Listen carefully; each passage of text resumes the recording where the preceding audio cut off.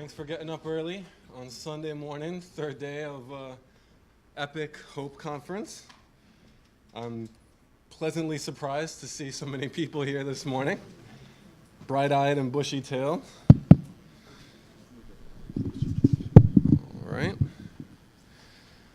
All right, so this morning, I'm going to give a presentation called Go Hack Yourself. If you didn't read the little blurb in the handout that we got when we came in, this is going to be talking less about being a cyborg and more about how you can change yourself, change your habits, change your mind, change your body, using an ancient science called yoga. So yeah, less about implanting things, but maybe I'll implant some thoughts and ideas into your head today. A little bit about myself. My name is Mike Hernandez. I work at Etsy. I'm a software engineer. I'm also a yoga teacher and a hacker, of course. During my days at Etsy, I have to come up with creative solutions, sometimes hacks, sometimes well thought out and methodically written programs. But I like to think that my greatest hack is me. I'm standing here before you now as a speaker at a conference, as a software engineer. A few years ago, I was out of shape. I had a job that I hated. I was just kind of, I don't know, I felt less than average. I didn't feel like I was being my best self. I was just kind of going through the motions, just getting up and eating and going to the bathroom and kind of just going to this workplace and coming home and just not being happy at all. Life didn't seem so great. There were a few little glimmers of real happiness, and then the rest of it just seemed kind of crap, to put it bluntly. But I was able to transform myself, and I'm going to talk to you about how you can do the same thing. So first, I'm going to describe a little bit about yoga. All right, so this guy up here, Dalsim from Street Fighter 2, not a real yogi, particularly because of all the violence that he enacts against people. But when people hear yoga, they get a lot of different ideas, right? Some of us maybe think yoga fire. Some of us think like, oh yeah, it's all like the namaste and like the stretching and that kind of stuff. Some people, they think like, oh yeah, it's those crazy guys in India and they can sleep on a bed of nails and they can hold their arm up in the air for like 10 years at a time. Yoga is actually, it's a little bit of all of those things, except for the yoga fire. But it's more, how can I put this? It's less of the stuff that you see in mainstream media, imagine that, and more about how you can change your life and how you can be the best person that you can be. Now I call it an ancient science. It actually is a science, right? So part of it is sort of religious. There's a lot of Hinduism in yoga, but you can kind of leave out a lot of the mythology and a lot of the sort of kind of stuff that's really weird for a lot of people, and you can really focus on the very practical aspects of it and really make a lot of change, right? You don't have to adopt a new religion. You don't have to adopt any religion, but you can practice yoga, including meditation and breathing exercises and physical exercises, and see great results. All right. So focus and concentration. It's something that our minds can do. You may have had moments where you can concentrate and actually do some really cool things. You may have had times where you needed to concentrate and you found that you could not concentrate. Maybe if you're taking a test and you're thinking like, oh wait, I know I studied this, but your mind just goes blank. Maybe you're giving a presentation in front of a bunch of people on Sunday morning and you forget everything that you're going to say. No, I'm not going to forget everything I'm going to say. But the thing is, like, focus and concentration is something that's really special about our minds. I'm not sure that other animals can do it. We can see like some monkeys and stuff, they can kind of work with tools and they have these looks on their faces that looks like they're concentrating and kind of looks like they're thinking really hard. But it's something really special about humans, that we can concentrate, and if we put our minds to something, we can do some pretty cool stuff. We're all hackers here, so if you think about some of the coolest things that you've ever done, some of the coolest things you've ever made, you wouldn't be able to do that without concentration, right? But it seems like now concentration, like it's so hard for a lot of people. And the more people you talk to, the more you find that it's very common for people to say things like, oh yeah, well I have ADHD, whether or not they've been diagnosed by a doctor or they just self-diagnose themselves. It's like, oh yeah, well, we're in the ADHD generation or the ADD generation. Everything has to happen fast. People can't listen to one song that goes on for more than 3 minutes. People read 20 pages of a book and nope, gotta switch off. Everything has to come in bite-sized chunks, because people can't pay attention. And it's become sort of the norm. And I don't think that that's great. I mean, I understand that it's difficult to concentrate. I understand that there's a lot of external factors and internal factors that make it difficult to concentrate. But I think that as a norm, it's something that we can do better at. And we don't have to accept that just because no one can concentrate because of all these different things, that it's okay, that we shouldn't try to work on our powers of concentration. Because we really can do amazing things if we put our minds to it. All right. So it's actually pretty simple to change yourself and to make positive change. But the things that are most simple are often the most complex. And that's why it takes a lot of time and a lot of effort, and it takes really smart people to kind of lean on in order to find out the best ways to go about it. There was someone named Patanjali, long time ago, who he didn't invent yoga, but what he did was he saw that there were several systems of ways to sort of improve your mind and improve your body. And he took all of these sort of things that he saw around him and he put them together into something called Yoga Sutras.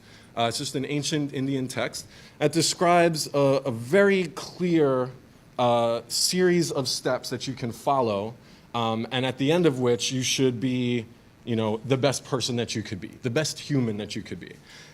They're really, the sutras are really compact. Sutra is it's like an aphorism. It's a really short sort of a blurb that if you just read it at take it at face value, it might not mean too much, but if you unpack it and break it down and look at down to the syllables, sometimes you can find extra meaning, right? Even today I'm wearing a shirt that has one of my favorite sutras. It translates to future misery should be avoided. And that's sounds pretty straightforward, right? It's just don't do something now that you're gonna regret later. And that at face value is very simple. It sounds like an easy piece of advice to follow, but it's actually not an easy piece of advice to follow because you make a lot of decisions every day and every decision is going to have repercussions, either good repercussions or bad repercussions. So there's a lot going on there. But that's this is one of the sutras and this is what it looks like in the original script, but you don't have to read the whole of the Yoga Sutras and you don't have to study them all intently to get benefits. I've been working with it for a long time, but I've still only just really scraped the surface of what I can learn.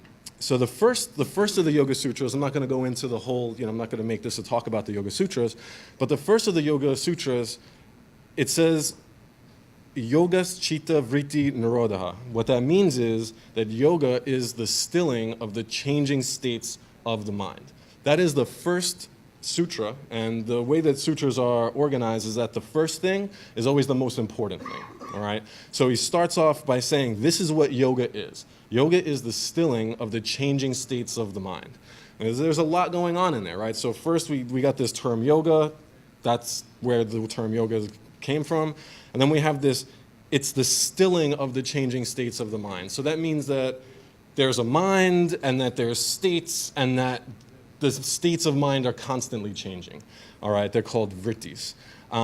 So he says clearly at the beginning, like if you follow all of my steps, you follow all these instructions, you can still your mind. You can calm it down. And that's a lot, right? Because there's a lot to yoga. And like I said, there's exercises for breathing. There's exercises for stretching your body.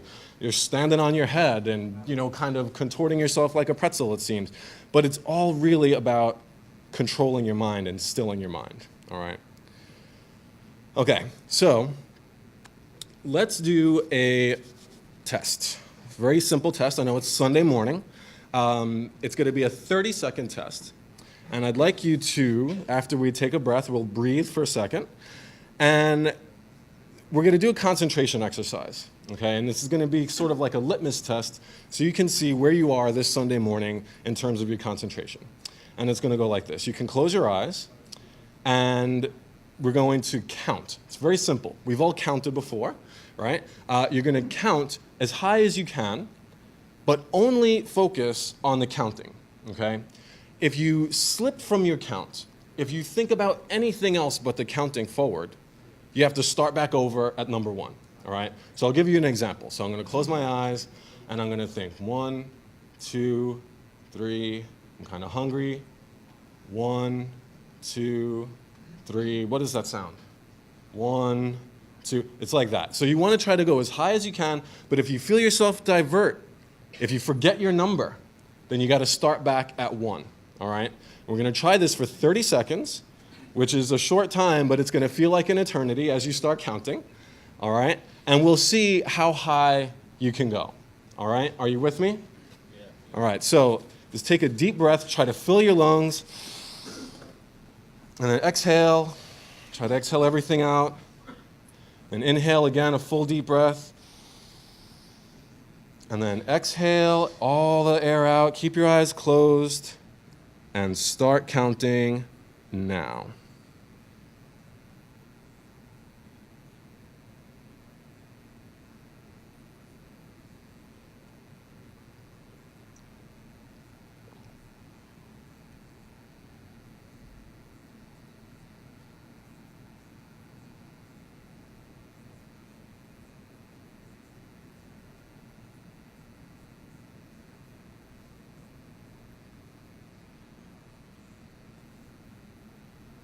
And that's 30. All right, so show of hands. I can't really see because there's a light in my face, but show of hands, who got up to in the 50s?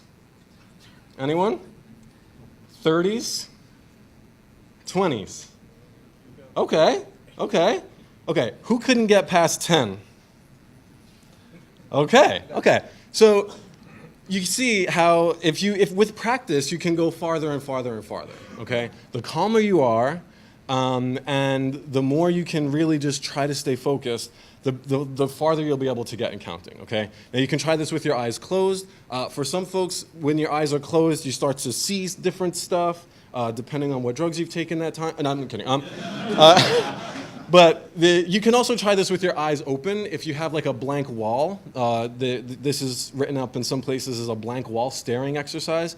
And that's sort of a next step. If you can get it with your eyes closed, and you can try it with your eyes open and staring at a blank wall. You don't want to stare at something that has a contour or detail, because you're going to start to look at, oh yeah, there's cracks on the wall, and like, what's that thing there? And you'll find yourself easily distracted, okay? But it's a good exercise to practice to just calm yourself down, even if you just take 60 seconds or even 30 seconds. But if you can start with 30 seconds and work yourself up to 5 minutes, you take 5 minutes a day and you work on this, you're going to start to see improvements. You're going to want to try 10 minutes, all right? And you don't have to just count. You can just kind of think of something else, but the counting kind of gets you there, right? If you have trouble sleeping, this is a great exercise. You can imagine the sheep jumping over a fence or not. If you find the sheep are distracting, you can just count and focus on the counting, okay? This concentration exercise is a way, there's many concentration exercises in yoga, but the idea is that you can't meditate without concentration. So concentration comes before meditation, and concentration can help you in a lot of things, okay? All right, so up here I have a picture of Swami Shivananda. The kind of yoga that I practice is called Shivananda yoga, and he is the main guru. He's passed away some time ago. But this is one of his quotes up there. He says, to put your heart, mind, and soul into even the smallest acts. This is the secret of success. And I believe that it is. You should put yourself into what you're doing, okay? Part of that is concentration. It's almost like a concentration. You know, if you're doing the dishes, you should be doing the dishes. You should just do the dishes to the best that you can. Make sure the dishes are clean. Don't do the dishes and think, oh man, what do I have to do later? Oh man, yeah, my wife was oh yeah, and then I gotta do this stuff. Just do the dishes. It's okay. Whatever you're doing, just do that. Try to do that thing and make it a part of your practice. It's a way to hone your concentration skills. If you can do the dishes with your whole being every time you do the dishes, when you take out your computer or you take out your soldering iron or you take out a piece of wood and plan on, creating something, if you're putting your whole self into it, you're going to see that it comes out, whatever you're doing is going to come out better. Whatever you're trying to do will come out better. And this applies to the smallest things, but it applies to this large thing called living your life, right? If you're just going through the motions, you're not going to have the kind of success that you could enjoy if you actually put yourself into your life. And it's hard to think about it in the big picture, but it's easy to think about, well, if I take 5 minutes and I just try to just calm down for 5 minutes, maybe I can just do that. If I'm, making breakfast, then if I'm just thinking about this food that I'm preparing, then maybe this is going to be a great meal that I can make for myself or for my family. And you put yourself into it, and you'll see little by little. This is practical knowledge that it sounds really silly at first, but if you really think about it and you really do it, you will see improvements as you go. Okay. So another big thing about yoga, to skip forward in the Yoga Sutra chapters, is this principle called ahimsa. And ahimsa is a Sanskrit word that means non-violence. Okay. So hackers are generally not violent people. I don't think anyone punched anyone yet this morning. But nonviolence doesn't just mean fighting. It doesn't mean just war and that kind of violence. Obviously, it does mean that, but it includes acts of violence that you could even take upon yourself. Okay, if you're angry with yourself, that is a form of violence. All right, and the more angry you are, the more violent that thought is. If someone cuts you off, and I'm not perfect, I get road rage when I'm on my bike and someone cuts me off, I'm like, what, are you trying to kill me? But I try to bring it back because the thing is that violence takes away energy that you could use for doing other things, like whatever it is that you're doing. And if you think about it, just physically, when you get angry, what happens, right? Your face turns red, your heart starts beating faster, you feel like your body tenses up. That takes energy, that burns calories, right? And not in a good way, right? Just the act of being angry takes energy away that you could be using to think about a project you're working on, to think about a loved one, to think about the next step in a plan that you're trying to see through to the end. And the less that you waste energy, the more energy you're going to have to do whatever else it is that you're going to do. It's little micro bits of energy, but at the end of the day, there's calories left for you to use for something enjoyable, right? And everyone likes a person that's nonviolent, I find. So you make some friends too, okay? Part of this nonviolence in a sort of abstract sense is about sort of just self-respect. And how can I put this another way? I mean, Aretha puts it maybe the best way is you got to take care of business, right? You want to be the best person that you can be.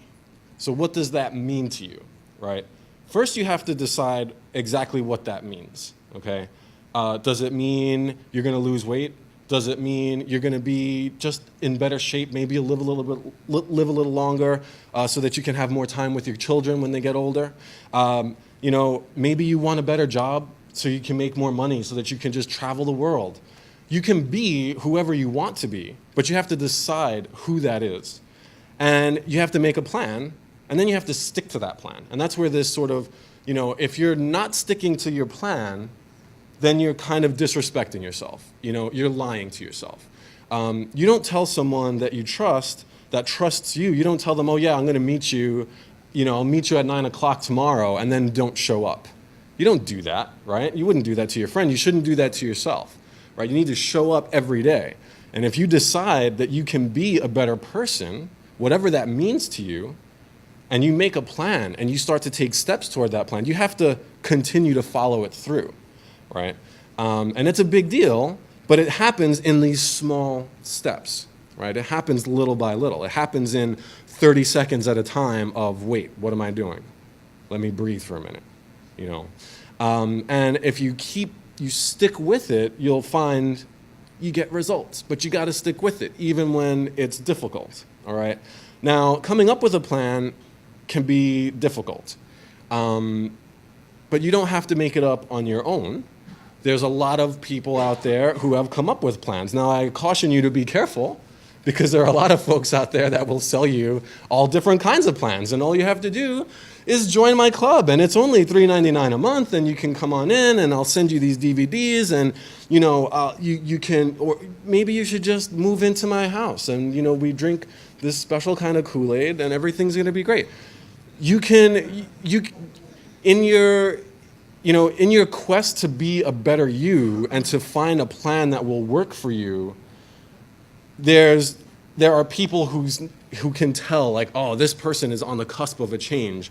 I can change them to be who I want them to be because they are ripe for change. They're like hot metal, right? I can make them into who I want them to be because I can tell that they're willing to do whatever it takes to be somebody else. You don't want to end up in that kind of a position. You want to decide for yourself who you want to be, okay? And then only after you're sure who you want to be can you start to make a plan for yourself. And you can use someone else's plan and adapt it to yourself, or you can try to make up your own and kind of freestyle it. Whatever works for you is fine. But just be careful that once you're in this state that you don't fall prey to some people who are going to just say, I know what you got to do. I know what you got to do. Just follow me. Just follow me. You just have to sign over some of your money. Don't worry about it. It's cool. You read about Scientology. It's great. Right? Personally, I found a plan. This is a guy named Swami Vishnudevananda, right? So he found Swami Shivananda. I'm not going to go into the whole long story of how Shivananda Yoga started, but he was looking for a way to change. He was in the army, Swami Vishnu, in India. We call him Swami Vishnu because Swami Vishnudevananda is very long, so we just call him Swami Vishnu. He was in the army and he was thinking, this is kind of cool. Like, I have a good job and I have a good life, but I feel like there's something missing. I feel like there's not everything that I want here. And he was kind of just like looking down, and he noticed where he was sitting, he looked down, and in a garbage can there, he saw some pamphlets from Swami Shivananda's. And one of the quotes on there said, an ounce of practice is worth a ton of theory. And he picked that up and he's like, now this sounds like a guy that I need to go talk to. And he took a mission to go and visit Swami Shivananda at his ashram somewhere else in India. It was kind of a long trip, but he made the trip. Long story short, everything kind of worked out. He was able to follow some ideas that Swami Shivananda had, and he changed his life for the better and left the army and left his life and became a monk. You don't have to become a monk. That's who he decided he wanted to be. But one of the things that he did through his change was he synthesized all of Swami Shivananda's teachings into what is now called Shivananda Yoga. And it's a 5-point plan. Nice and easy. So it starts with proper exercise, proper breathing, proper relaxation, proper diet, positive thinking, and meditation. Okay? All of the different things that you can do in yoga, that are good for you, right?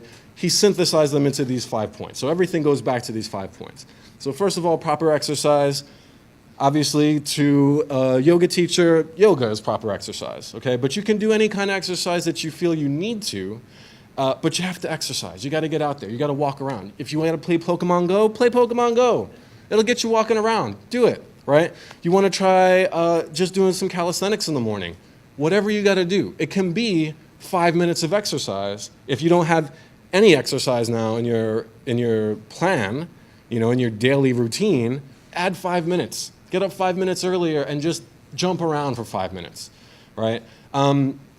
eventually you're going to increase that, because once you start to feel good, you're going to say, you know what, that 5-minute thing, I bet you if I did that 10 minutes and I added some sit-ups, or maybe if I took a bike ride and then did this, as you build it up, you're going to see that you start to feel better and better and better. But it's every day. The thing is, every day is the key. 5 minutes a day is better than 2 hours on Saturday and then never exercising again. 10 minutes a day is even better. 30 minutes a day, hey, now you're getting somewhere, right? An hour a day is like you're going to transform, right? But the idea is proper exercise should be something that feels good to you, something that does not hurt, okay? And something that you can do consistently daily, okay? Proper exercise, like I said, is not, I'm going to go to the gym and I'm going to kind of just stand there and look at myself. Look at that. That's not proper exercise, right? You actually have to do something, right? And you have to feel good. You don't want to, it's not about a fashion show, right? It's not about like just kind of showing up to the gym and then leaving, right? It's about doing it. That's the proper part, okay? So then the proper breathing, okay? Now yoga has a lot of breathing exercises. They're called pranayama, but you don't have to do advanced breathing exercises to have proper breathing. What you need to do is you need to breathe completely.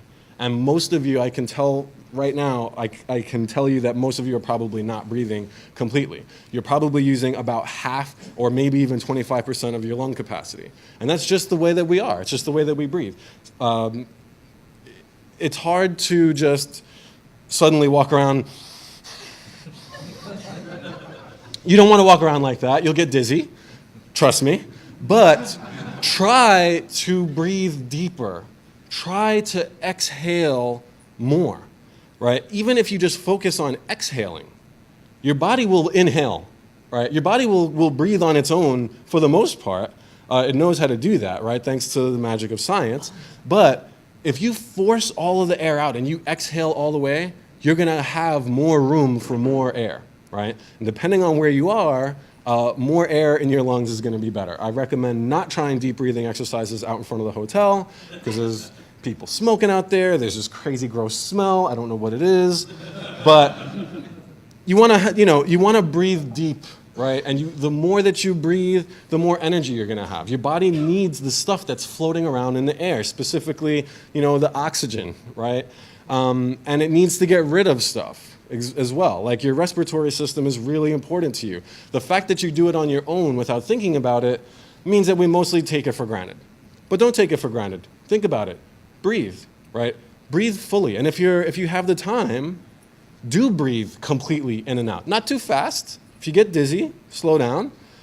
But focusing on your breathing is really important. And that's why it's the number 2 thing. So the first thing is exercise, and the second thing is breathing. You should breathe while you exercise, though. Make sure you do that.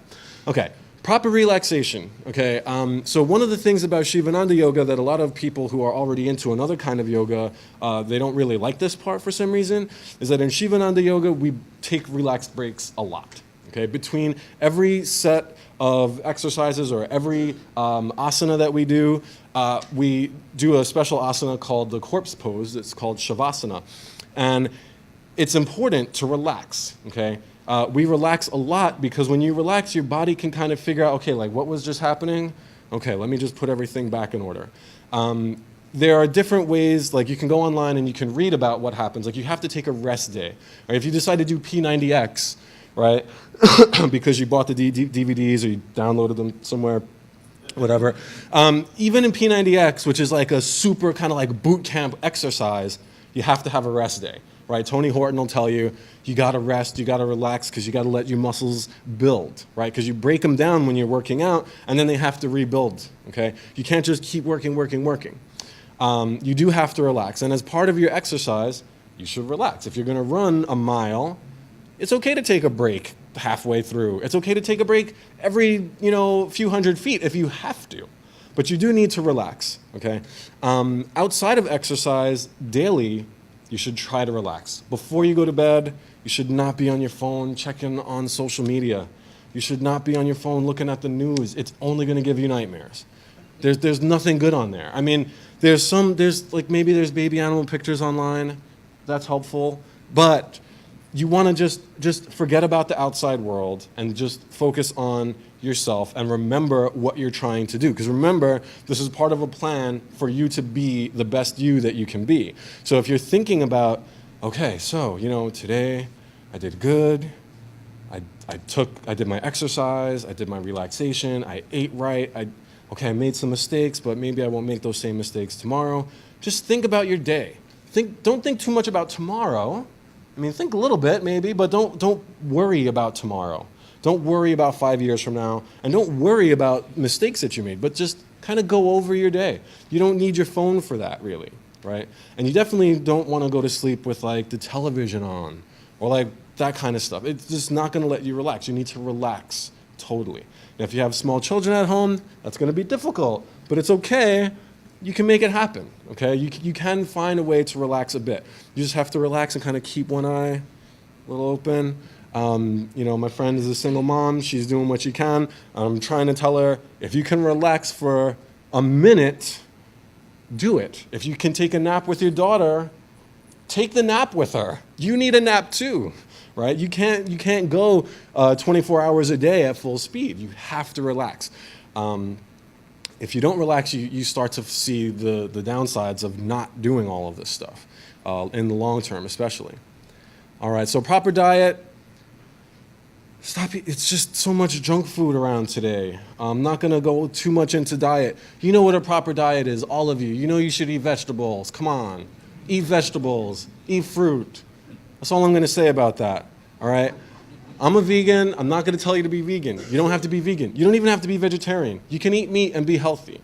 But you can't just eat chicken wings and fries and call it a meal. You got to have something green in there, right? Try to eat different colored vegetables. And I'm going to shut up because I can go off. This could be a whole presentation about diet. Okay, and then positive thinking, right? Trying to think about the good that you can do for yourself and for the world, okay? Trying to remember that even though people are getting killed right now, probably someone's dying, people have disease and there's hurt and there's pain, but there's you. You can make a difference, starting with yourself. Try to put a positive spin on it. It doesn't mean ignore. It doesn't mean close your eyes and stick your head in the sand. It means find the positive aspects of things to think about. And if you can stay focused on the positive, you will feel better overall, okay? And so all of these things, all of the things that I try to do as part of my yoga practice all come down to these 5 points in one way or another, okay? All right, so I put this slide up here because it's really important to know that when you start working on this plan, after you've decided to change yourself, it's gonna take time, okay? It's not gonna happen overnight. It's not gonna happen in a month. It might not happen in a year. It took me 6 years to go from I hate my life to standing up here telling you that you can change your life and you can be you can be actually happy, okay? But it takes the understanding that you've got to just slow down, okay? If you feel like you're not going fast enough, I got some numbers for you, okay? The Earth is rotating at 1,000 miles an hour, okay? Right now. Okay, it's revolving around the sun 67,000 miles an hour right now while it's rotating, okay? Our solar system is in the Milky Way and it's moving within the Milky Way at 490,000 miles an hour. So you're already going fast, okay? Everything, you gotta just slow down a little bit, okay? And don't rush. You try to rush into a plan, you end up with trouble. Okay, you start skipping steps, right? I like to think of when I think of the counting exercise, there was I think it was an episode of the Flintstones, and Fred he had anger management problems. Yeah, this must have been the Flintstones. And his doctor told him just count to 10 when you get angry, right? Which is good advice, just count to 10. And he would do it, and you could see when he got angry, he turned purple. And as he counted to 10, his color changed, back to regular Fred Flintstone color. But then he got really, really angry at the end of the episode. And instead of going 1, 2, 3, 4, and he counting up, he just went, 1, 2, 10. And he ended up turning like striped colors. Okay? That will happen to you if you skip steps. Okay? You don't want that. You don't want to just kind of like go about things half measure, right? You want to give yourself all of the attention that you deserve. And that means taking time and not skipping steps. And like eating, like when you say, oh yeah, well, I'm supposed to eat right because that's part of my plan, but I'm kind of busy right now, so I guess I'm just gonna have this Mountain Dew, and because it's green, so he said eat different colored stuff, so, you know, I mean, when I was in high school, kids in my class would drink orange soda because they were like, it's orange, it's like orange juice. That's not true. It's not true. But you don't try to look for shortcuts. You know, that's another place where these other guys will come in and they'll say, oh, you want a quick way to do it? Come with me. You've been trying to change? I know a quick way. You just got to take this pill. Everything's going to be fine. Everything's going to be great. When you try to make shortcuts, you start to screw up in different ways, and the repercussions from the shortcuts turn out to be, you know, it's like there's nothing more permanent than a temporary thing, right? You're like, I'm just going to do this for now, and then that becomes your new mode, right? So take your time. Do the right thing that you know is right, even if you know that it's a challenge. And it's easy for me to stand up here and tell you this stuff, but I can tell you I'm not perfect. I make mistakes. But overall, my graph of happiness is kind of like steadily upward trend, okay? And it's by following these principles. Okay, so now I'm going to say some horrible, horrible things about this thing up here. Does anyone know what that is? Yeah, of course you do. Of course you do.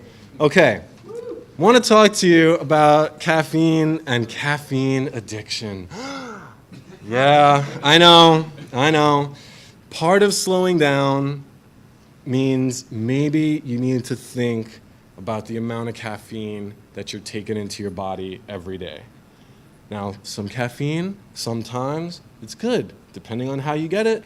Maybe some coffee has antioxidant properties. You know, there's different kinds of studies tell you all this stuff. I mean, I'm not saying that you should never have caffeine ever again. However, caffeine addiction is real. I know, because I quit caffeine and my body went through hell. I had headaches. I hated everything. I didn't want to do anything, okay? And I realized, like, wait, this is just because I'm not putting this substance into my body that wasn't there before. I wasn't born with this. I don't need this in me, but I started putting it in me because everyone was doing it. My mom drank coffee every morning. Like, everyone around me was like drinking coffee, drinking Red Bull, drinking Club Mate, drinking. And it's just like, it keeps you up, right? It can be a great performance enhancing drug. It can. It can help you. If you're doing like, you know, if you're a performance athlete, you have some caffeine before you race, it's gonna help. It is. But if you drink caffeine every day, or you're using caffeine soap and like absorbing it into your skin, or like you're drinking caffeine water and swallowing caffeine tablets, and like, you're tricking yourself is really what it is, right? That's the way caffeine works. It's like you get tired, your body gets tired, and there's these points in your brain where there's this like neurochemical, and like it's like supposed to be absorbed that says like, and it lets your body know that it's tired. But when you drink caffeine, like the way caffeine kind of plugs in to those receptors, it blocks all of that stuff that says you're tired. So your brain is like, tired? What's tired? I don't know anything about tired. You don't know because the caffeine kind of plugged itself in, right? And what makes you drink more and more caffeine, like to build up the tolerance, is that your brain figures out, like your body figures out that these receptors, that for some reason they don't seem to be working. It doesn't really know why they're not working. It just knows that they're not working. And so it makes more. And so then you start to feel tired because like all Your brain's doing what it's supposed to. It's just working. So then you drink more caffeine and it fills up those new ones. And then it makes more. And then you drink more caffeine and it fills up new ones. And then you're drinking 3 or 4 or 5 cups a day, right? Which I was, I mean, the coffee at work is free. They love me to drink coffee because it keeps me coding, right? But the problem is that when you're ignoring your body's trying to send you a signal, right? If your body's telling you you're tired, it means you're tired, okay? And that's okay. Take a nap. Eat healthy food. Try to get more sleep. You'll find more energy, your energy will increase more and more as you train your body to use the energy as you need it, okay? This is blasphemy, I know. But you can actually be just as alert, you can be just as awake, you can do just as good work without caffeine. I know. You can do it though. You can. You can. And I'm not saying never have caffeine. It's not like it's crack and heroin and stuff. It's not gonna put you in rehab, but you'll have more energy. So the best thing about having like real energy instead of like this kind of like, don't worry, brain, you're not tired, just have this, is that it lasts longer, okay? It feels better. It doesn't feel like you're kind of disconnected from the world because like your brain's like, what's all this? And when you're tired after a spurt of energy, you're just tired. You're not like tired and you're crashing, right? Especially if you have like a sugary drink like Club Mate or like coffee with tons of sugar or like Red Bull, because then you're getting, the caffeine plus all the sugar. So then you get a caffeine crash and the sugar crash, and then you're just destroying your body little by little, right? Just trust me on this. You can actually do it. It just takes practice. I would encourage you to not go cold turkey because it will hurt. It hurts. It literally is it physically hurts. I was in another talk earlier this weekend, and the presenter mentioned brain pain. It had to do more with things being stuck on your brain, but it's brain pain, and you don't want it, right? All right, so I'm going to leave you with that. I'm going to end this nice and early. Have time for questions. Thank you very much. Thanks again. I know it's early.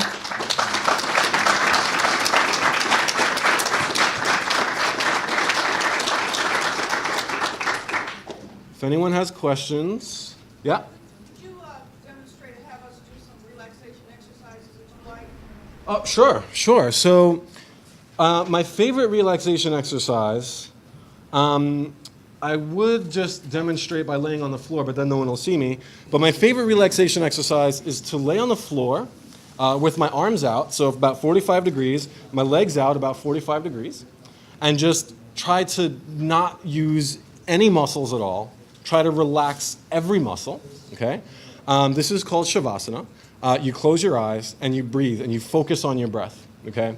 Now, once you kind of have your breath is kind of a rhythm, then you mentally suggest to yourself that all of your body is relaxing, okay? And you start at your toes and you tell yourself, my toes and my feet and my ankles are relaxing. And it sounds crazy, but as you think of your body relaxing part by part, it actually helps. It actually relaxes more.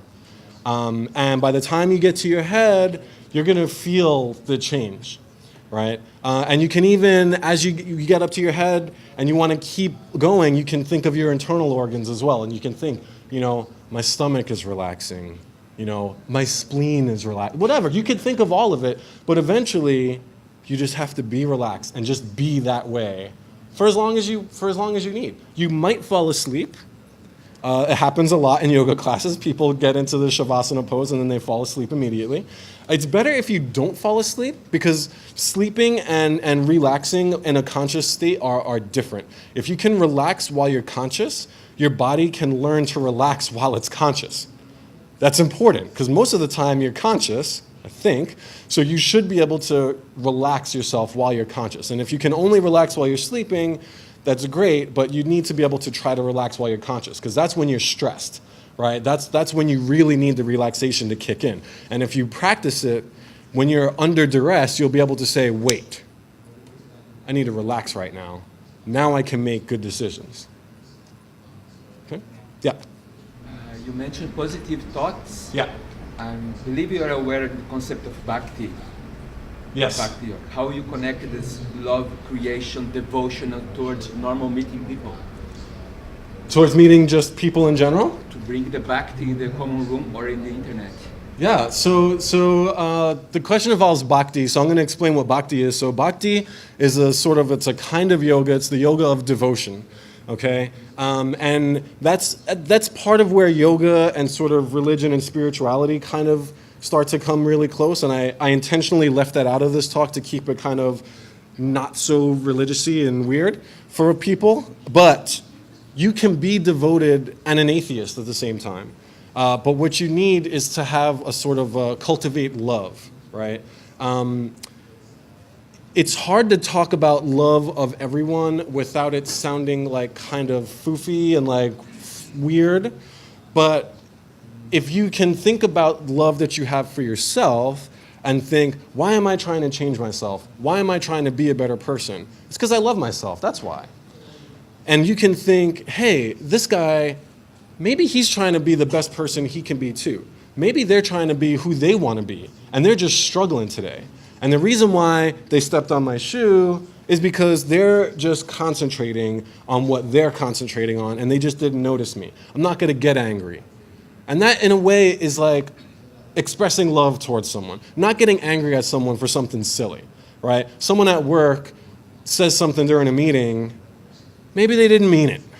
Maybe they're a mean person, okay?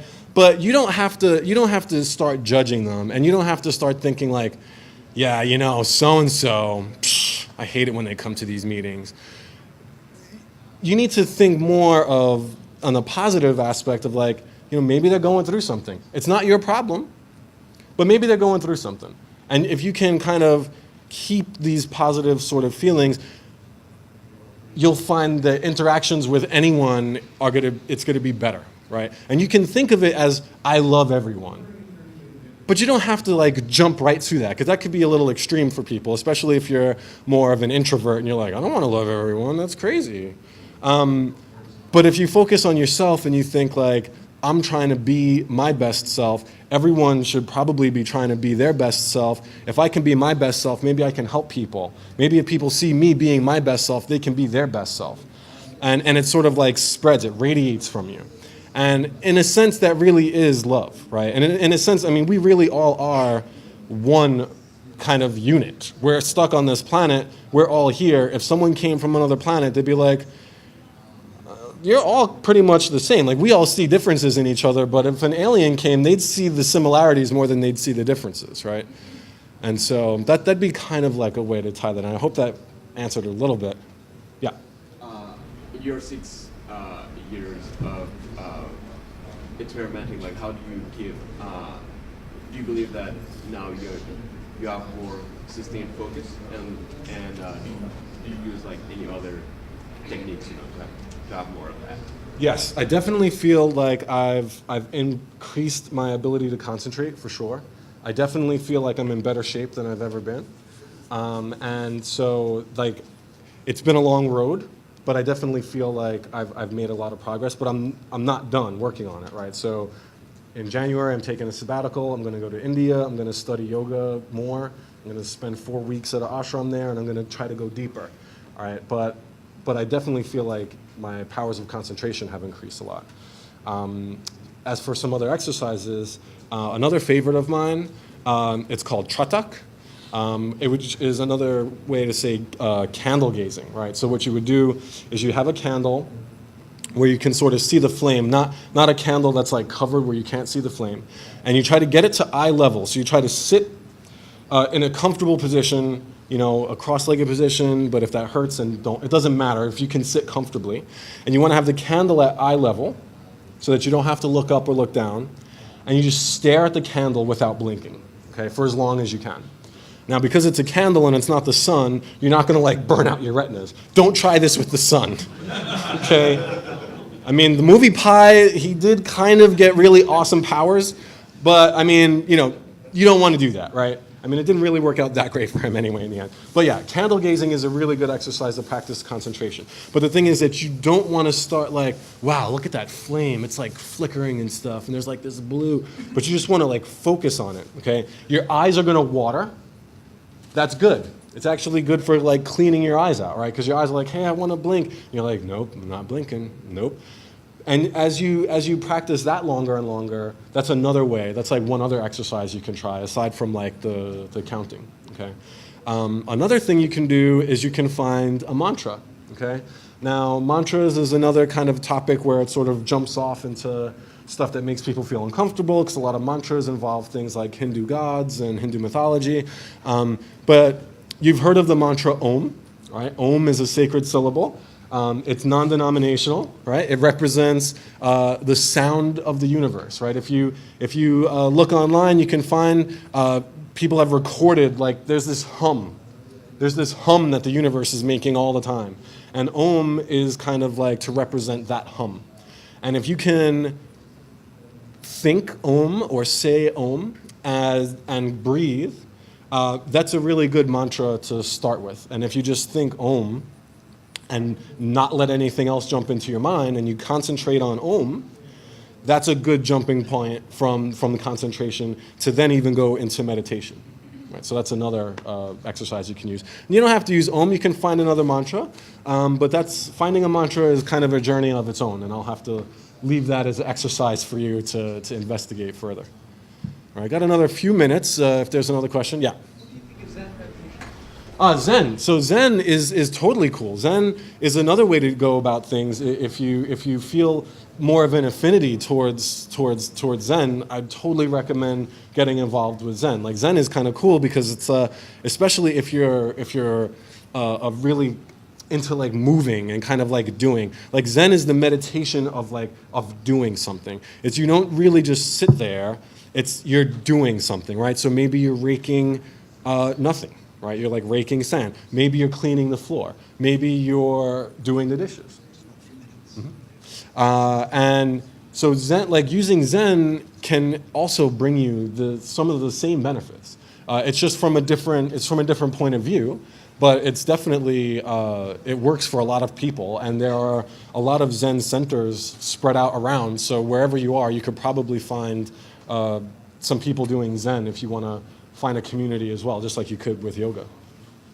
There's something about Zen. There is a geek app called Undo in the Apple and the Google Play Shop. Undo, there's videos and it burns a little incense and gives the instructions for Zen who likes it. Apps for burning incense. It's amazing. I love the time. What a time to be alive.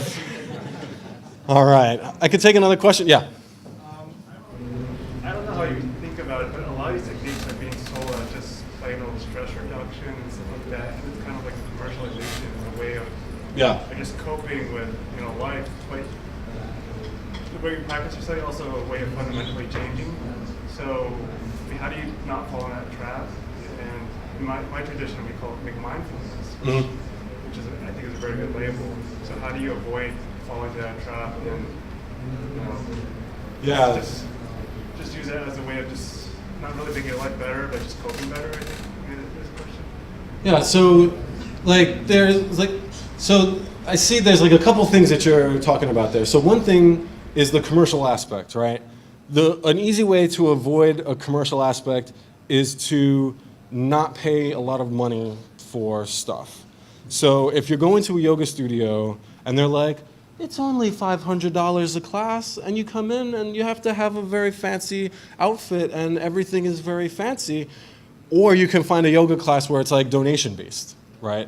Go to the donation-based one instead of getting caught up in all of the hype, right? And it's the same with a lot of stuff. Like you can use your money towards other things than trying to cope. And if you feel like you're paying money to try to feel better, you should rethink what you're doing, because that's probably not going to help you.